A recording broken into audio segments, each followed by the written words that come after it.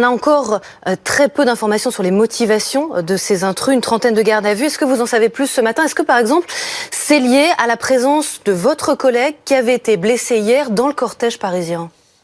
Alors pour l'instant, en effet, pas trop d'informations, donc moi je resterai évidemment prudent là-dessus. C'est vrai que ça a circulé, cette information, en effet, que peut-être l'intention était d'aller chercher ou de finir le travail, on va dire, comme on a pu l'entendre par rapport à mon collègue qui était un autre collègue qui a été transporté là-bas.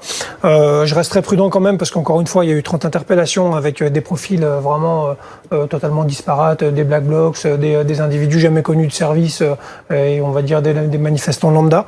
Donc je pense qu'il faut être prudent. Ce que vous dites, c'est que là, dans les hommes qu'on voit sur ces images qui ont été filmées à l'intérieur, il y avait encore un mélange, comme dans la manifestation. Tout à fait. De tout. C'est ça.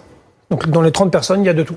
Donc c'est pour ça que je pense qu'il faut rester assez prudent, c'est confus. Pour autant, voilà, les témoignages et du médecin et même on a entendu des infirmières également laissent peu de doute quand même sur en tout cas l'intention de certains d'entre eux qui voulaient vraiment peut-être ou créer le chaos au sein même de l'hôpital ou peut-être encore une fois s'en prendre aux fonctionnaires de police qui étaient soignés là-bas. Grégory Joron, 1-0 pour la police. Visiblement, la nouvelle doctrine du maintien de l'ordre fonctionne, mais à combien de temps vous allez tenir comme ça, à ce rythme?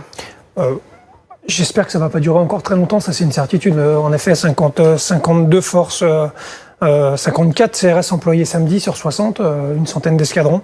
Ça fait des semaines que ça dure. Le changement de tactique, parce que c'est pas un changement de doctrine, mais plutôt un changement de tactique, je pense qu'il est bien. On aurait peut-être dû le mettre en place avant. Nous, on le demandait en tout cas. Plus d'anticipation, plus de contact aussi, de réactivité. Plus de mobilité. On sait que les dispositifs figés, on l'a vu, dès que ça cristallise un peu trop, et ben en fait les collègues subissent et c'est bon pour personne. Trop de latence dans les instructions, c'est aussi préjudiciable pour les institutions, pour les manifestants et au bout de la chaîne pour mes collègues qui assurent la sécurité de ces cortèges. 15 000 contrôles préventifs, ouais. C'est beaucoup. C'est énorme, mais c'est pareil, c'est quelque chose qui doit devenir un automatisme. C'était pas fait avant. On se reporte ne serait-ce qu'un an au 1er mai l'année dernière. Déjà, il y avait, en termes de volume, on était sur une échelle totalement différente puisqu'on avait une vingtaine de forces engagées. Il n'y avait pas de service préventif. Rappelez-vous la polémique sur la latence devant le McDonald's où il y avait un quart d'heure où rien ne s'était passé.